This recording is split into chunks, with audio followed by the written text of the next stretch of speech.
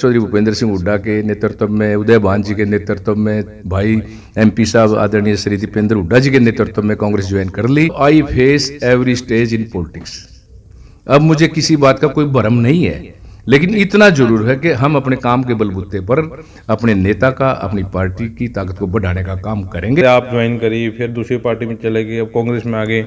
जनता के लिए तो दिक्कत हो जाती है कि मतलब ये मिलो कादियान तो आज तो आप पार्टी की तारीफ कर रहे, कांग्रेस ही कर रहे हैं, उनके लिए दिक्कत होती है। उनको कैसे समझाओगे? उस पार्टी का खत्म होना मेरी जिंदगी का पहला ये राजनीतिक सफर का एक दुख का कारण था। जब तक अब मेरा जीवन बाकी है, हर पार्टी, हर काम, हर विकास उस नजरिए से मुझे करना है जो जनहित में है।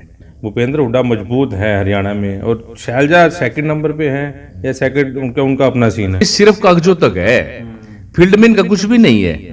फील्ड में आप जब जानकारी लेंगे, जनता से पूछेंगे, तो आज जन जन इनकी नीतियों से, इस बीजेपी की सरकार से परेशान है। भाइयों, ये सारी चीजें इनको समझ आ जाएगी, चुनाव आएगा। अभी तो कहते हैं ना, नई नई डुमनी अल्लाह अल्लाह पुकारे। अपने शहर की हर छोटी बड़ी खबर आप सबसे पहले सुनना चाहते हो तो वॉइस ऑफ पानीपत को सब्सक्राइब करें, शेयर करें, लाइक करें। आपकी आवाज वॉइस ऑफ पानीपत। नमस्कार, आप देख रहे हैं वॉइस ऑफ पानीपत और मैं हूं आपके साथ कुलवंत सिंह। आपको पता ही होगा कि ये वर्ष जो है चुनावी वर्ष है। इस वर्ष जो है निगम के चुनाव होने हैं और इसी को लेकर आप पार्टी जो है अपना सदस्यता अभियान चला रही है। दावा किया जा रहा है कि हम लोग 10 लाख लोग जो है जोड़ेंगे, लेकिन बड़े नेता जो जिनका पावर है, जिनकी पहचान है और जिनको लोग सुनना चाह रहे हैं, जो आप पार्टी में आए थे, वो अब वापस जा रहे हैं, उन्हीं वापसी पार्टियों में जा रहे हैं। और इसको लेकर एक चीज़ का संशय ये बना हुआ है कि आप पार्टी जो सदस्यता अभियान चला रही है वो किनको जोड़ रही है। इसी को लेकर चर्चा करते हैं। मेरे साथ चर्चित चेहरा है पानीपत ग्रामीण का विजेंद्र उर्फ बिल्लू कादियान है, जो आप पार्टी को इन्होंने बाय बाय कर दिया और कांग्रेस में इन्होंने घर वापसी कर दी है। किनके नेतृत्व में की, कब की, इनका राजनीतिक कैरियर क्या रहा और अब कांग्रेस में वापसी इन्होंने क्यों की और आप पार्टी से इनका मनमुटाव क्यों हो गया, सीधा चलते हैं। विजेंद्र सिंह कादियान, बड़ी खबर है पानीपत ग्रामीण के लिए, क्योंकि दावेदारी कई नेताओं की थी और मेरे हिसाब से अब मजबूत दावेदारी जो है बिल्लू कादियान की जरूर रहेगी, क्योंकि कांग्रेस से ये बरसों से जुड़े रहे हैं।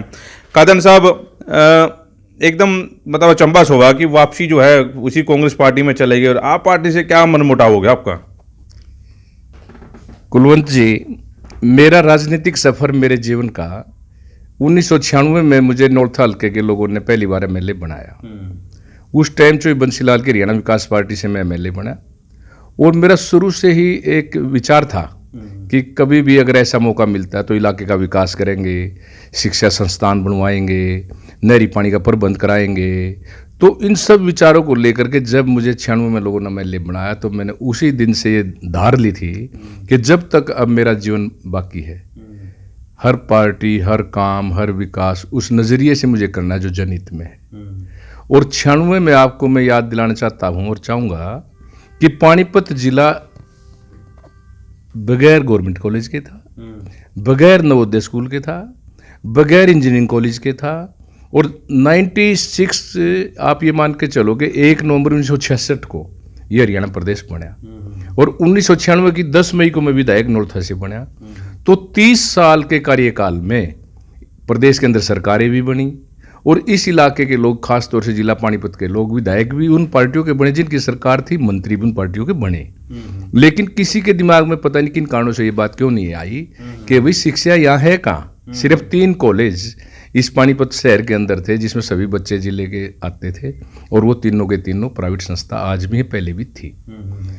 तो मैंने तुरंत प्रभाव से गवर्नमेंट कॉलेज इसराना के नाम से इसराना में बनवाया।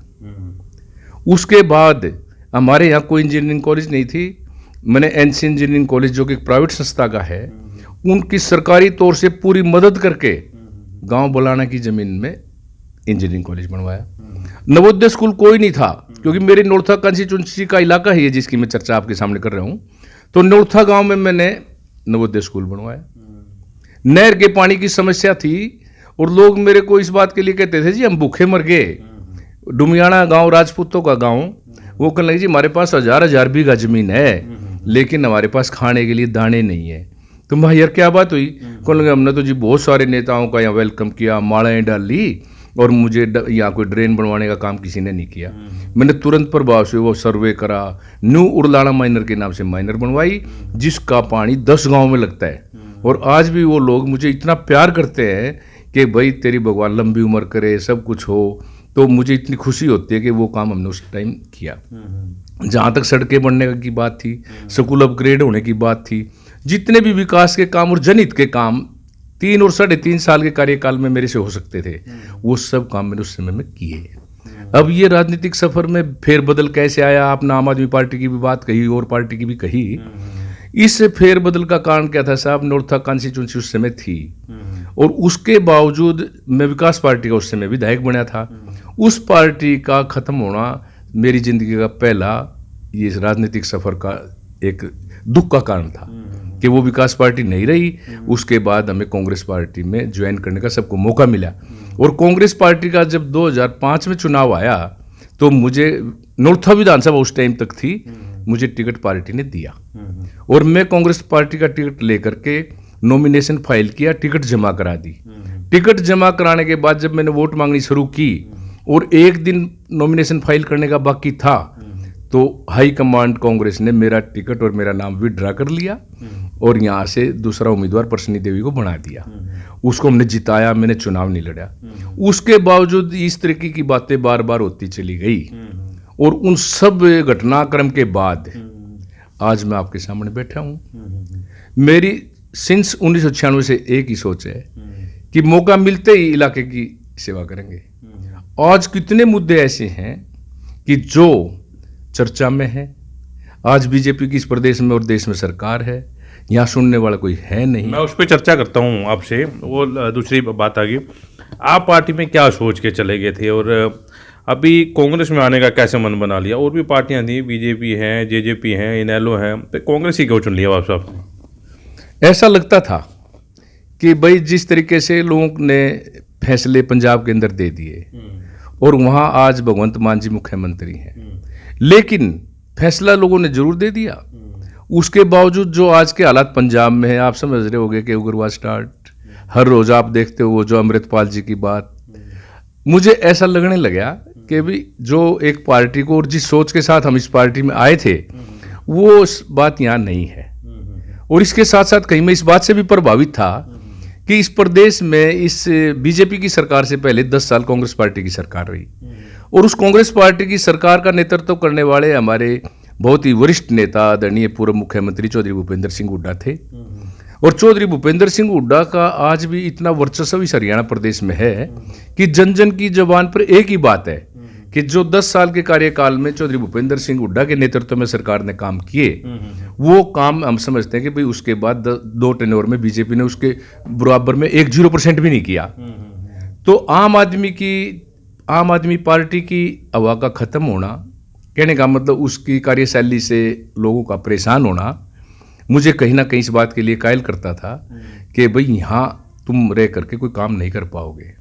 और जो मैंने हुड्डा साहब की पॉपुलैरिटी, लोकप्रियता जो आपके सामने मैंने बताया भी, वो अपने आप में ही बहुत ज़्यादा है। और उनका जैसे मुझे ये छोड़ने के बाद और इस तरीके की ये बात सब कुछ होने के बाद जैसे उन्होंने मेरे से सारी बातें ये चर्चा की और मैं उनकी बातों से प्रभावित था ही, तो उन सब बातों को लेकर के हमारे भाई दीपेंद्र जी जो कि एमपी सांसद हैं, मैं समझता हूँ कि युवा नेता भी आज के दिन इतनी मेहनत कोई नहीं कर सकता कि जिस तरीके से दिन रात दीपेंद्र हुड्डा जी जुटे हुए हैं। और मैं तो सौभाग्य मानता हूँ हरियाणा प्रदेश की युवा पीढ़ी का, अगर इस तरीके के नेता को, जैसा कि मैं आपने बता रहा हूँ कि दीपेंद्र हुड्डा जो कि सांसद हैं, अगर ऐसे नेता के हाथ में कहीं ना कहीं अगर इस प्रदेश और देश का नेतृत्व हो तो युवा पीढ़ी के कामों को, इनके विकास को, इनके जॉब को, सर्विस को 4 चांद लगाने का काम ये नेता करेगा, ऐसा मुझे विश्वास है। तो इन सब बातों से प्रभावित होकर के मैंने उनसे जब बात चर्चा आई तो साहब मैंने परसों 26 तारीख को उनके नेतृत्व में हमारे प्रदेश अध्यक्ष आदरणीय उदय भान जी, जो कि बहुत ही गरीब शरीफ और बहुत ही सम्मानित अध्यक्ष हैं, उन सब के दिशा निर्देश अनुसार, आदेश अनुसार 26 तारीख को मैंने कांग्रेस पार्टी को ज्वाइन कर लिया भूपेंद्र हुड्डा जी के नेतृत्व में। वहाँ हमारे अध्यक्ष जी भी थे उदय भान जी, और हमारे युवा नेता आदरणीय श्री दीपेंद्र हुड्डा साहब, सांसद साहब भी वहाँ थे। लेकिन आप तो पहले तंवर गुट के माने जाते थे, कांग्रेस में थे तंवर साहब, उसके बाद शालजा गुट में आ गए। तो हुड्डा साहब के साथ कैसे ट्यूनिंग बैठ गया आपकी? क्या था कि मैं जब भी मैंने कांग्रेस पार्टी में काम किया, मैं संगठन के साथ काम करता रहा। और कुछ चीज़ें ऐसी है कि मैं यही कहूँगा कि मेरी राजनीतिक तौर से समझ कमज़ोर थी। मुझे कभी ये सोचने का मौका नहीं मिला, या तो ये कह लो कि मुझे राजनीति में होते हुए कोई नजायज स्वार्थ नहीं था। मेरा स्वार्थ था पार्टी के अंदर पार्टी के लिए काम करना। वो जब तंवर की ये जो बात आपने बताई, तंवर साहब अध्यक्ष थे, चौधरी भूपेंद्र सिंह हुड्डा उस समय मुख्यमंत्री थे, तो वो संगठन के मालिक थे और संगठन का काम करते थे। मैं तो ये था भी पार्टी का संगठन का काम करना संगठन का काम है, और सरकार चौधरी भूपेंद्र सिंह हुड्डा चला ही रहे हैं। लेकिन मेरी अनसमझी ही कहूँगा मैं कि जिन राजनीतिक परिस्थितियों के कारण ऐसा हुआ है।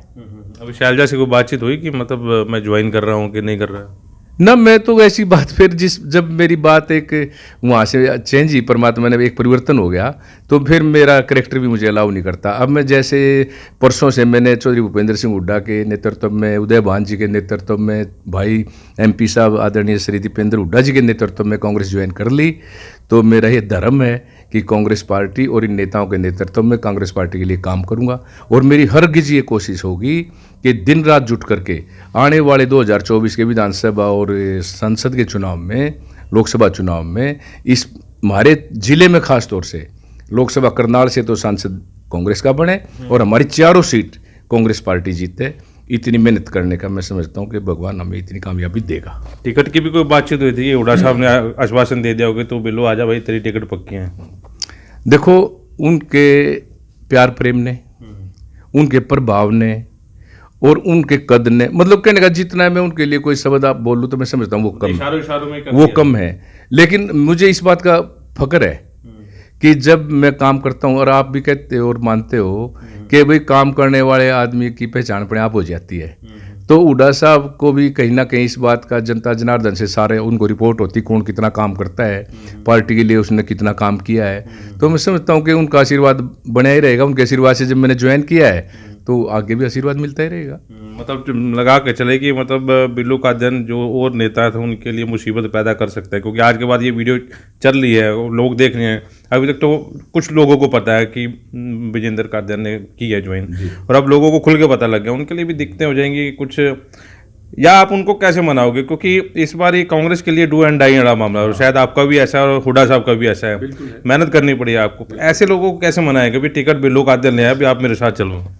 जितने भी मतदाता किसी भी विधानसभा में है, हर मतदाता का टिकट मांगने का अधिकार है। कोई मैं अकेला व्यक्ति विशेष नहीं हूँ जो मैं कहूँ कि मेरे को टिकट मिलना चाहिए, मैं ही टिकटार्थी हूँ। जितने हमारे साथी भाई जिनका दिल करता है मैं चुनाव लड़ूँ, मेरे लिए वो सब आदरणीय है। मेरी कहीं उनको जरूरत है मैं उनके साथ हूँ, पार्टी के काम के लिए उनके साथ हूँ। मेरी तरफ से मैं कोशिश ये करूँगा कि 100% आदरणीय हुड्डा साहब के नेतृत्व में जो काम करने की डायरेक्शन हमें हाईकमांड उदय भान जी प्रदेश अध्यक्ष देंगे, बिल्कुल उनके भी कंधे से कंधा मिलाकर काम करूंगा। एकांत और अकेला भी करूंगा। लेकिन मैं आपको एक बात विशेष तौर से अपने जीवन की कह सकता हूं कि मैंने जब से 96 से राजनीति ज्वाइन करी है और टिल टुडे आज तक अपने जीवन का एक अक्षण भी लोगों को संपर्क करने में या कहीं और यूज नहीं किया है। और मेरा ये धर्म भी है कि इस जीवन के अंदर जब तक मेरे अंदर सांस और मांस है, और जैसे अब आदरणीय हुड्डा साहब के नेतृत्व में कांग्रेस पार्टी उदय भान जी के में मैंने ज्वाइन कर ली, तो अब दिन रात जुट करके उनके मान सम्मान को बढ़ाने का, कांग्रेस पार्टी को मजबूत करने का काम ये करूँगा। और आपने मेरे काम को देखा भी होगा। और उन सब भाइयों से भी मेरा ये निवेदन है, खास तौर से जिला पानीपत के जितने भी उम्मीदवार अपने आप को मानते हैं या जो भी हमारे सक्रिय कार्यकर्ता, जैसे हम सब सक्रिय कार्यकर्ता हैं, तो मेरी ये कोशिश भी रहेगी कि उन सब भाइयों के अंदर भी हम एक दूसरे से प्रेम भाव बनाकर चलेंगे। कोई हमारी खींचातानी नहीं। और जिस तरीके से आने वाले समय मैंने सब चीज़ें भुगत ली, मुझे टिकट मिली, मैं प्रदेश में MLA विधानसभा नौरथा से बन गया जी, चेयरमैन हरियाणा एग्रो इंडस्ट्री बन गया जी, उसके बाद मंत्री बन गया जी, फिर वो सरकार टूटने के बाद चौटाला साहब CM बने, उस टाइम अपोजिशन का विधायक बन गया जी, फिर मुझे कांग्रेस का टिकट मिलकर मेरा टिकट विदड्रा हो गया जी, फिर एक बार मैंने चुनाव लड़ा, टिकट मिलकर साहब मैं चुनाव हार गया जी, अब मुझे 2 प्लान से टिकट मिला नहीं जी। मतलब आई face every stage in politics. अब मुझे किसी बात का कोई भरम नहीं है, लेकिन इतना जरूर है कि हम अपने काम के बलबूते पर अपने नेता का, अपनी पार्टी की ताकत को बढ़ाने का काम करेंगे। और सब भाइयों को पूरी नम्रता और सादर उनको सम्मान देते हुए, सभी साथियों की इज्जत करते हुए पार्टी के लिए दिन रात जुटेंगे, ऐसा मेरा कहना है। ग्रामीण हल्के की जनता है, जैसे मान लो आपने पहले आप ज्वाइन करी, फिर दूसरी पार्टी में चले गए, अब कांग्रेस में आ गए, जनता के लिए तो दिक्कत हो जाती है कि मतलब ये मिलो कादयान तो आज तो आप पार्टी की तारीफ कर रहे हैं, कांग्रेस ही कर रहे हैं, उनके लिए दिक्कत होती है, उनको कैसे समझाओगे? तो वो तो बेवकूफ़ बनने वाली बात हो जाती है। ऐसा है, ये बिल्कुल आपने सही क्वेश्चन किया। परसों से जब से ये न्यूज़ फ्लैश हुई कि भाई बिल्लू कादयान ने चौधरी भूपेंद्र सिंह हुड्डा और चौधरी उदयमान एंड दीपेंद्र भाई सांसद साहब के नेतृत्व में कांग्रेस को ज्वाइन कर लिया, उस दिन से परसों की शाम से और अब तक कम से कम मेरे पास 1000 फोन आए। उसमें वाल्मीकि का फोन भी था, बैकवर्ड का फोन भी था, जाट का फोन भी था, ब्राह्मण का फोन भी था, हर जाति विशेष से फोन आए और सबका एक ही कहना था कि इससे उत्तम फैसला कोई नहीं हो सकता। और जिन नेताओं के नेतृत्व में आपने ये फैसला लिया और पार्टी को ज्वाइन किया, भाई साहब हम ये मानते कि ये आपका फैसला पार्टी ज्वाइन करने का नहीं है, ये पार्टी की सरकार बनाएगा फैसला, और पार्टी की सरकार बना करके चौधरी भूपेंद्र सिंह हुड्डा और उन नेताओं के जो हमारे भाई दीपेंद्र हुड्डा उदयमान जी हैं, उनके नेतृत्व में इस प्रदेश के अंदर कांग्रेस पार्टी की सरकार बनाएगा। और मैं बड़ी बात नहीं कहता, कहीं ना कहीं जब उनकी सरकार बनेगी तो हम भी उस सरकार में अपने आप को जितनी हम मेहनत करेंगे उसको करने का, बनाने का काम हम भी। अच्छा, हरियाणा में मानते हैं कि आज का जो दौर चल रहा है, भूपेंद्र हुड्डा मजबूत है हरियाणा में और शैलजा सेकंड नंबर पे है या सेकंड उनका अपना सीन है? देखो, एक बात आपको माननी होगी कि संगठन जहाँ होता है, सरकार जहाँ नहीं होती, वहाँ संगठन की ताकत प्रदेश अध्यक्ष के पास होती है। जो अपोजिशन लीडर जिसको प्रतिपक्ष के नेता कहते हैं, वो प्रतिपक्ष नेता जैसे हमारे यहाँ चौधरी भूपेंद्र सिंह हुड्डा है विधायक दल के नेता, उनके पास होती है। सिर्फ एकमात्र सांसद हमारे राज्यसभा से हैं, सिर्फ हमारे भाई दीपेंद्र हुड्डा, उनके पास। अब जो हमारे प्रभारी हैं वो प्रभारी प्रदेश के उनके पास होती है, या राष्ट्रीय अध्यक्ष उनके पास होती है। आज के दिन आप ये मान के चलना कि जिन शख्सियत का, जिन वीआईपी का नाम मैंने आपके सामने सब का लिया है, अब प्रदेश के अंदर इन्हीं का काम है, इनके नेतृत्व में सरकार बनेगी, इन्हीं के नेतृत्व में और इन्हीं के प्रभाव से पार्टी को वोट भी मिलेगा। पार्टी का अपना वोट भी होता है, नेताओं के प्रभाव का भी होता है। तो मैं समझता हूँ कि जो बात आपने ये पूछी कि भाई किसका क्या है, इसमें कुछ सोचने की बात नहीं। इसमें आज है तो चौधरी भूपेंद्र सिंह हुड्डा, चौधरी उदयमान जी, आदरणीय हमारे युवा सांसद भाई दीपेंद्र हुड्डा जी का है। सत्तारूढ़ पार्टी जो है वो हमेशा कटाक्ष करती हैं कि ये लोग हैं हाथ से हाथ जोड़ो, भारत जोड़ो, ये अभियान चला रहे हैं, अपने इनके हाथ नहीं जुड़े हुए, ये क्या करेंगे? इनका संगठन तो बना नहीं आज तक, ना जिला अध्यक्ष बना। ये कैसे इनके मन में है? सब टिकटार्थियाँ हैं, प्रदर्शन करने वाले आते हैं वो भी सारे टिकटार्थी हैं। तो कैसे, मतलब संगठन की कोई बातचीत चल रही है? कब तक आपका संगठन बन जाएगा? क्योंकि कमान होना जरूरी है। आपका जिला अध्यक्ष है तो जाहिर तौर पर कमान उनकी चलेगी, ऐसे तो सारे ही अपने अलग अलग लाइन में चले हुए हैं। ये बात जो आपने कही कि भाई ये सब ड्रामा है, ये पार्टी, दूसरे लोग ये कहते हैं तो हाथ से हाथ जोड़ो, कुछ भी नहीं है। आपको ध्यान होगा कि जब राहुल गांधी जी की यात्रा इस जिला पानीपत में एंटर हुई, और ये भी आपको ध्यान होगा कितनी सर्दी थी। मैं समझता हूँ कि आदमी घर से बाहर नहीं निकलता था, लेकिन वो रैली जो चौधरी भूपेंद्र सिंह हुड्डा उस यात्रा को जब लेकर के पानीपत में आए, इन्होंने यात्रा के साथ साथ उस सभा को एक रखे हुए था। ऐसी सभा और एक यात्रा के दौरान होना, तो वो अपने आप में ही एक प्रमाण और उदाहरण है कि उस बात से साबित होता है कि जो ये भाजपा के लोग हाथ से हाथ जोड़ और यात्रा को जो कंडम करते हैं, उनको समय आएगा तब पता चल जाएगा।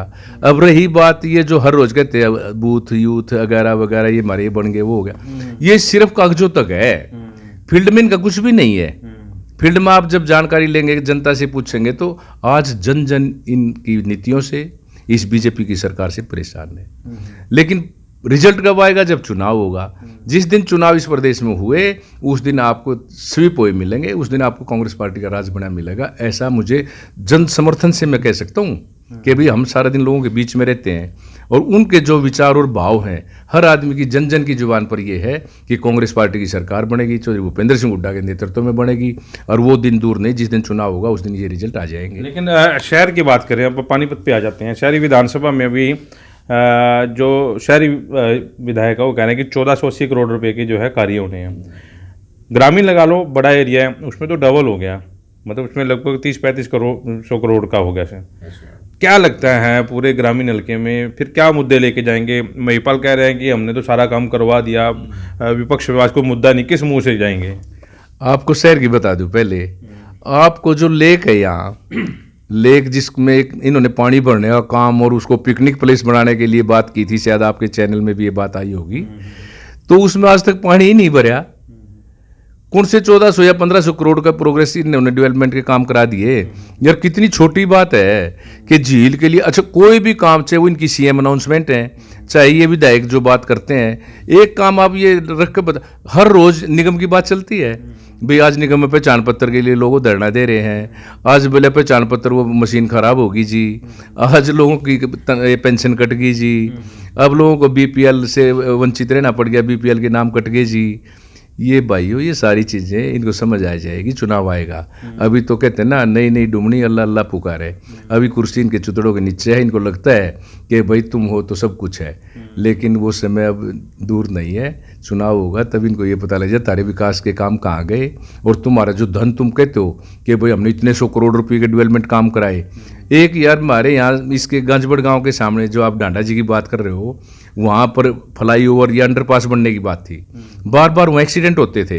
ये उस गांव के सामने सिर्फ पत्थर अड़ा करके उस रास्ते को रोका गया है भाई ताकि लोग क्रॉस ना करें। और अगर आप अपने चैनल से कभी इंक्वायरी करोगे, गंजबड़ गांव जीटी रोड पर बसा हुआ है, ग्रामीण हल्के का गांव है, और उसकी बात जब वहाँ पूछोगे तो लोग हो सकता है उसको वहाँ एंट्री ना होने दें। क्या कह रहा हूँ मैं, स्थानीय विधायक की एंट्री वो चुनाव के टाइम बैन कर सकते हैं, क्योंकि इसने उनको बड़ा गुमराह किया, चलो गडकरी जी के पास चलेंगे, एनएचआई के मंत्री हैं, ये है वो है, तो आज तक ना अंडरपास और ना ओवरब्रिज, तो कहाँ गई वो बातें। मतलब ऐसी बहुत सारी बातें हैं। अब जैसे आपको ध्यान होगा एमपी ने भी और इन सब ने भी एक बात कही कि भाई यहाँ पर एग्जिट बनेंगे, जो फ्लाईओवर है आपका, इस पर 2-4 जगह अलग अलग जगह एग्जिट बनेंगे जहाँ ये लैंड को टच करता है। कहाँ है एग्जिट, क्यों नहीं बने, उसमें तो कोई इन्वेस्टमेंट भी नहीं है, वो ग्रिल हटा करके सिर्फ एग्जिट लिखना है कि एग्जिट आ गया। गुड़गांव में आपने देखा है कितना लंबा फ्लाईओवर है, एग्जिट 10 आ गया, एग्जिट 8 आ गया, ये फला चौक आ गया, राजीव गांधी चौक का एग्जिट आ गया। ये एग्जिट यहाँ भी बन सकते हैं और नो इन्वेस्टमेंट। इसके साथ साथ दूसरी बात देखो, पिछले टेन्योर में चोपड़ा साहब यहाँ थे सांसद, भाटिया साहब से पहले, और आपको ध्यान होगा लोगों ने वहाँ विरोध किया, और एक जो साइड का रास्ता था कि ये बात को लेकर किया भाई हम टोल क्यों पे करें, और टोल पे करेंगे तो हम यहाँ हमें एक फैसिलिटी क्या मिल रही है, तो उस रास्ते को भी उन्होंने ये उनको क्या उठा दिया कि हम टोल तुम्हारा फ्री कराएंगे, इस टोल को ऐसे शिफ्ट कराएंगे। लोग उस बात को मान गए और फिर उसका रिजल्ट ये आया कि जो साइड में रास्ता था वो इन्होंने बंद करा, उसमें पेड़ लगवा दिए, पत्थर अड़वा दिए, और टोल आज तक शिफ्ट नहीं हुआ। और एक बात आपके नोटिस में आपके चैनल के माध्यम से और कहना चाहता हूं कि जितने टोल प्रदेश में हैं लगभग सबका टेन्योर पूरा हो चुका है, लेकिन ये सरकारें और जो स्थानीय नेता हैं इनकी इन टोल वालों से सेटिंग है, इन कंपनियों से, उनसे ये लोग पैसे खाते हैं और इस कर इनकी एक्सटेंशन देते रहते हैं। नहीं तो जिस मकसद से इनको लगाया जाता वो ये था भी जो इनका इन्वेस्टमेंट सड़क पे इन्होंने किया उसको इनकी भरपाई इस टोल से होनी है, और जब उससे भरपाई होगी, जो इन्वेस्टमेंट किया था, जो खर्चा इनका हुआ था वो हो गया, अब टोल किस बात का, अब तो टोल को हटाओ। लेकिन ये टोल देखो आप यही है। और एक और कानून के अंदर कहते हैं 40 या 60 कितना किलोमीटर के डिस्टेंस पर दूसरा टोल नहीं होना चाहिए। यहाँ टोल आप घरोंडे कर इसका डिस्टेंस देख लो पानीपत का, लेकिन कोई आदमी इस बात की चर्चा इन्होंने आज तक, चाहे सांसद है, चाहे विधायक स्थानीय है, चाहे ग्रामीण है, इनकी सोच कहाँ गई, इनको इस बात की चिंता क्यों नहीं। अरे चुनाव का टाइम आ गया, अब ये कहते हैं हमने ये विकास कर दिया, वो विकास कर दिया। तो मैं आपके चैनल से यही कहना चाहता हूँ भाइयों कि इन लोगों ने सिर्फ लोगों को गुमराह करके वोट ले लिया, और कहीं ना कहीं जनता भोली जनता है, जनता को ये पता देर में लगता है कि भाई कौन कैसा है, तो उस बात का नजायज़ फायदा उठा लिया। पिछली बार तो 14 में तो ये बात होगी कि भाई कुछ मामला हो रही था, 19 में भाई 70 पार की बात होगी। तो इस सारे झूठे ड्रामे से किसी ना किसी कारण से लोगों ने इनको बना दिया, लेकिन अब सारी जनता सियानी होगी, सब इनकी चाल को, बेईमानी को समझ गए। तो मुझे ये लगता है भाइयों अब वो चाल इनकी चलने वाली नहीं है। आने वाला समय कांग्रेस का है, आदरणीय चौधरी भूपेंद्र सिंह हुड्डा का है, उदय भान जी और दीपेंद्र हुड्डा जी का है। लास्ट सवाल कर रहा हूँ आपसे, सिर्फ अभी फील्ड में जाएंगे, आप पार्टी के खिलाफ बात करेंगे या बीजेपी के खिलाफ बात करेंगे? आप पार्टी का तो कोई वर्चस्व ही नहीं है, ना उसकी कभी यहाँ सरकार बनी, ना उसकी कोई चर्चा है। लेकिन इतना है कि जिसकी सरकार 2 टेन्योर से है, वो भाजपा की सरकार प्रदेश में भी है, देश में भी है। अगर हम अपनी बात जो कि लोगों को भी हमें कहनी चाहिए, तो वो सरकार जिनकी है उनके लिए कहनी चाहिए। आप पार्टी तो यही कुछ नहीं, आप पार्टी का तो मामला ही नहीं है। लेकिन मामला जिनका है उनके लिए हम कहें ना, तो फिर कितनी बड़ी बेवकूफ़ी होगी। बीजेपी की हर बुराई को, इनका क्या क्या एजेंडा था, चुनाव में हर पार्टी एजेंडा इशू करती है कि भाई हम ये काम करेंगे, ये आप ये करो ना, श्वेत पत्र जारी कर दो कि भाई हमारी एजेंडे में हमने ये। आज तक आपको ये भी याद कराता हूँ, इन्होंने कहा जी हम 5,000 या 5100 रुपये बुढ़ापा पेंशन करेंगे, आज तक करी? आज भी दुष्यंत डिप्टी चीफ मिनिस्टर इस बात का बयान देता है कि भाई मैं जब तक हूँ 5100 रुपये जरूर तुम्हारी बुढ़ापा पेंशन करूंगा। तो कब तक है? और फर्स्ट डे क्यों नहीं करी? आज हमारी पार्टी इस बात को कहती है भाई जिनकी पेंशन कट गई, जिनको पेंशन नहीं मिल रही, उनको हम विद ब्याज पेंशन देंगे। कितनी बड़ी बात है। और तुमने झूठ बोल कर वोट ले लिया। तुमने जब बनते ही 2019 में सरकार बनी तो उसी समय 5,000 पेंशन करनी थी, अरे नहीं करी तो क्यों नहीं करी? और अब तुम अपने आप को जेजेपी की वैल्यू बढ़ाने के लिए कहते हो कि भाई देखो हमारी इंडिपेंडेंट सरकार है, नहीं हम इनके अलायंस में है, तो तुम अलायंस तोड़ लो ना, तुम तोड़ कर अपने घर बैठ जाओ, ताकि जनता को पता लग जाएगा कि जब तो ये पानी पी पी कर कोसते थे बीजेपी को कि बीजेपी को जमुना पार करा देंगे, ये करा देंगे, वो करा देंगे, फिर जब इनको वही बात है दादा गौतम वाली मलाई खाने के लिए मिली और सरकार में बड़े पदों के मालिक बन गए, डिप्टी सीएम का पद मिल गया, सब भूल गए, सो गए और अपने घर को बढ़ने का काम शुरू कर दिया। लेकिन इनको इस बात की समझ नहीं है कि ये चलता नहीं, चलेगा वो जो जनता चाहिए। बिल्कुल बिल्कुल। बड़ी खबर है कि आप पार्टी का मजबूत चेहरा जो है वो अब कांग्रेस में चला गया है। समालखा से जो लोग आप पार्टी में आए थे, पूर्व में जो एमएलए भी रहे हैं, वो भी लगभग जो है आप पार्टी छोड़ चुके हैं और जो हवा आप पार्टी की बनी थी वो हवा जो है लगभग अब ख़त्म होती जा रही है। और जैसा कि विजेंद्र कादियान अब ज्वाइन करे हैं तो बीजेपी के सामने भी एक विपक्षी मजबूत जो चेहरा है बात रखने के लिए, अब क्योंकि मीडिया भी बात करता है तो विपक्ष सामने नहीं दिख रहा था, तो मीडिया को भी एक विपक्षी जो चेहरा मिल गया है। अब इनसे भी बातचीत करेंगे मुद्दों के ऊपर। तो फिलहाल इस इंटरव्यू को ज़्यादा से ज़्यादा शेयर जरूर करें, क्योंकि ग्रामीण की राजनीति में एक नए चेहरे ने फिर से कांग्रेस पार्टी में प्रवेश किया है। वॉइस ऑफ पानीपत के लिए प्रतिभा चाल के साथ कुलवंत सिंह।